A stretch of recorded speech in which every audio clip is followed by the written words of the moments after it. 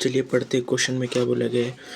Question में बोला गया है airplane A and B are flying with a constant velocity in the same vertical plane at an angle 30 degree and 60 degree and respect to the horizontal respectively as shown in the figure. Okay, the speed of A is 100 root 3 at time t equals to 0. An observer in A finds B at a distance of 500 meter. Okay, the observer sees B moving it with a constant velocity perpendicular to the line of motion of A. If at t equals to t naught A just escapes being hit by B, then t naught in seconds is.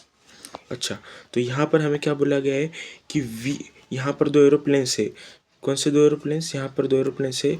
एक है aeroplane ये A और एक वाला है B। तो A की जो वेलोसिटी है, वो है 100√3। A की वेलोसिटी क्या है? 100√3। और B की वेलोसिटी हमें नहीं पता, तो B की वेलोसिटी हम v मान लेते हैं। और पहले वाला जिसका जो एंगल है हॉरिजॉन्टल के साथ 30 डिग्री है, दूसरे वाले का 60 डिग्री है। तो फिर हमें ये बताया गया है कि t=0 यानी इनिशियल टाइम के बीच में, दोनों के बीच में का जो डिस्टेंस है वो है 500 मीटर।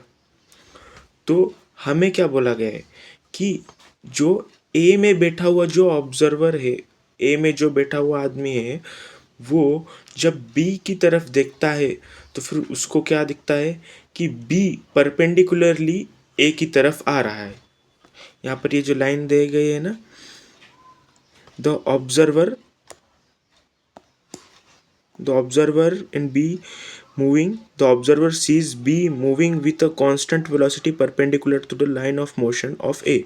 यानी जब A में बैठा हुआ जो भी पायलट है, जो भी इंसान है, वो जब B की तरफ देखता है तो उसे B सीधा परपेंडिकुलरली खुद की तरफ आते हुए दिखता है, यानी perpendicular to the line of motion of a, यानी ये जो परपेंडिकुलर लाइन है ये। तो चलिए इसकी शुरुआत कैसे करते हैं हम पहले क्या कर लेते हैं कि यहाँ पर सारे एंगल्स निकाल लेते हैं। तो इससे हमें क्या पता चलता है कि जो हम यहाँ पर पहले क्या करते हैं कि बी जो है, बी को है ना, हम एक पैरेलल लाइन बना देते हैं। बी की तरफ एक और पैरेलल लाइन, ए को जो एक पैरेलल लाइन है वो हम बना देते हैं। पहले देखिए,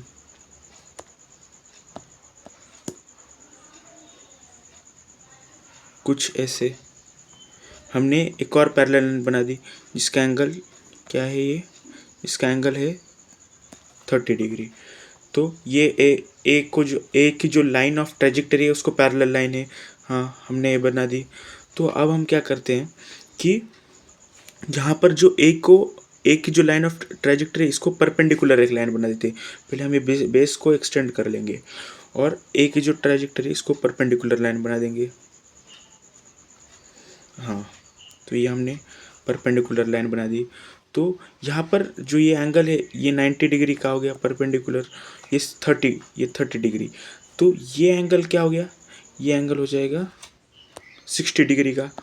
ये एंगल कितने का हो जाएगा, ये एंगल हो जाएगा 60 डिग्री का एंगल। तो यहाँ पर ये दो एंगल मिल गया हमें, ये दो एंगल, ये पहला एंगल 60 डिग्री का है, ये दूसरा एंगल 60 डिग्री का है। तो फिर जो ये वाला एंगल है ये भी 60 डिग्री का हो जाएगा, ये वाला एंगल क्या हो जाएगा, 60 डिग्री का हो जाएगा। तो ये जो एंगल 60 डिग्री का हो जाएगा तो क्या हो जाएगा, यह अगर एंगल 60 डिग्री का हो गया तो क्या हो जाएगा। तो यहाँ से हमें पता चलता है कि ये जो एंगल है, ये वाला, ये जो एंगल है, ये एंगल भी 60 डिग्री का है, ये एंगल 60 डिग्री का है,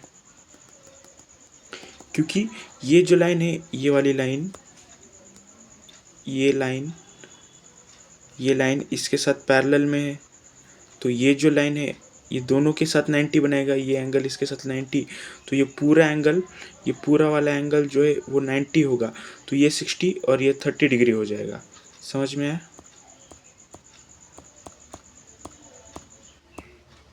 हाँ, तो ये 60 डिग्री हो गया। और ये जो इसकी वेलोसिटी है इसको हमने क्या बोला था, इसको हमने बोला था वी बी, जो बी की वेलोसिटी है वी बी।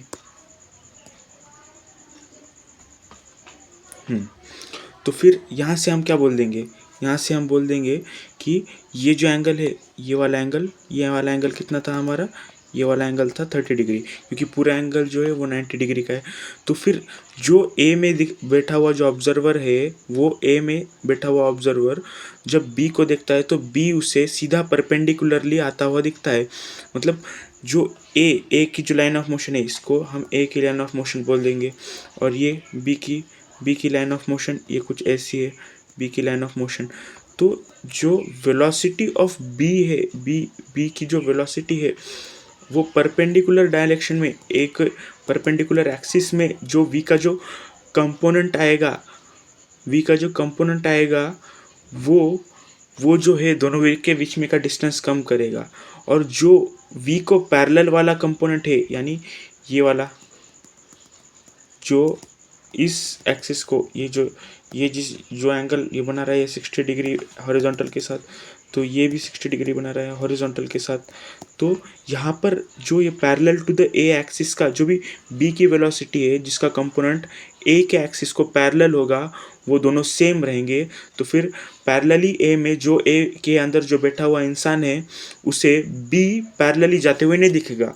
तो फिर वो दोनों रिलेटिवली सेम वेलोसिटी से अगर जाएंगे, तो फिर ए में बैठा हुआ इंसान को बी पैरेलली जाता हुआ नहीं दिखेगा, वो बस उसे परपेंडिकुलरली जाता हुआ दिखेगा। तो फिर ये जो उसकी वेलोसिटी वी की वेलोसिटी वी बी है, ये एंगल 30 डिग्री है।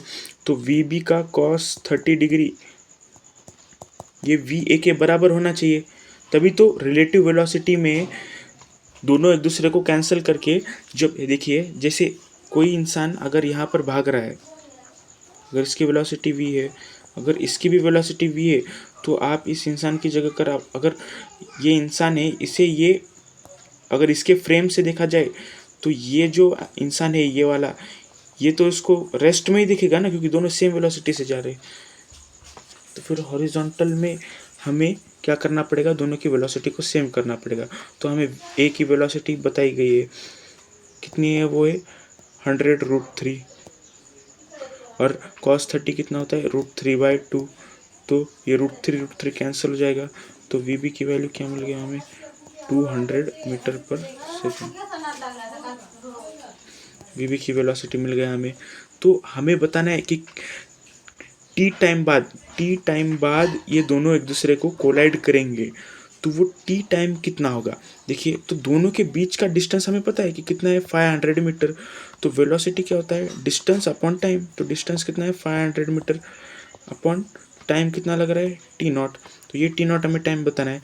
तो कोलिजन कैसे होगा, क्योंकि पैरेलली तो दोनों के बीच में का कोई रिलेटिवली वो रेस्ट पर है। वे के फ्रेम से अगर हम देखा जाए तो वी बी की वेलोसिटी पैरेलली जो है वो क्या है, 0 है, रेस्ट पर है। तो बस जो परपेंडिकुलर टू द ए के जो लाइन है, उसको परपेंडिकुलर वाला है, वही तो बी को ए की तरफ अप्रोच कराएगा, है ना। तो फिर वही तो कोलिजन के लिए जिम्मेदार होगा। तो वी बी का जो साइन 30 वाला कंपोनेंट है, वही तो ए के लाइन को क्या होगा, परपेंडिकुलर होगा। तो वी बी का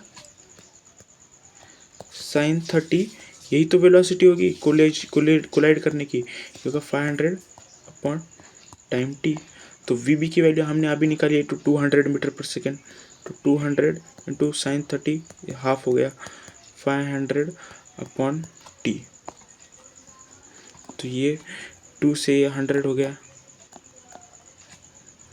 तो फिर टाइम क्या आ जाएगा, 500/100। तो टाइम क्या आ जाएगा, 5 सेकेंड्स। तो ये है टाइम जिसके बाद कोलिजन हो जाएगा एरोप्लेन ए और बी का। तो यहाँ पर ये हमें इस चीज़ से कंफ्यूज नहीं होना है, जैसे ये बता रहे होंगे कि ए और बी के डिस्टेंस का तो ये है, इन दोनों के बीच का डिस्टेंस, तो फिर हमने 500 मीटर कैसे लिया, ये हम नहीं बताएंगे, क्योंकि ये जो है बस इसकी लाइन ऑफ ट्रेजेक्टरी है, वो इनिशियली इसी पॉइंट पर है। जो ए है यहाँ पर ये, और बी यहाँ पर ये, हमें बस यहाँ पर एंगल वो सब निकालने के लिए हमने वहाँ ऊपर ड्रॉ किया है। लेकिन एक्चुअल में जो ए और बी है वो नीचे की तरफ ही है, क्योंकि टी इक्वल्स टू 0 की तरफ है हम कंसिडर कर रहे हैं ना, ये बस उनकी लाइन ऑफ ट्रेजेक्टरी है। तो यहाँ पर से हमने पहले क्या किया कि जो लाइन ऑफ ट्रेजेक्टरी ए के अलॉन्ग है, जो बी का कंपोनेंट ए के लाइन ऑफ ट्रेजेक्टरी के अलॉन्ग होगा, उसको हमने क्या कर दिया, ए के वेलोसिटी के इक्वल कर दिया, जिससे हमें बी की वेलोसिटी मिल गई। तो फिर जो परपेंडिकुलर डायरेक्शन में है वो है ना वी की, वी बी का जो है वो sin30 वाला जो कंपोनेंट है वही दोनों के बीच का डिस्टेंस कम कर रहा है। तो हमें पता चला कि वही दो कोलिजन कराएगा, वही अप्रोच की वेलोसिटी है। तो फिर हमने वी बी sin30 को डिस्टेंस अपॉन टाइम कर दिया। डिस्टेंस कितना था, 500 मीटर। टाइम हमें निकालना था, तो हमने इससे यहाँ से सिंप्लीफाई करके टाइम की वैल्यू 5 सेकंड निकाल दी। Thank you.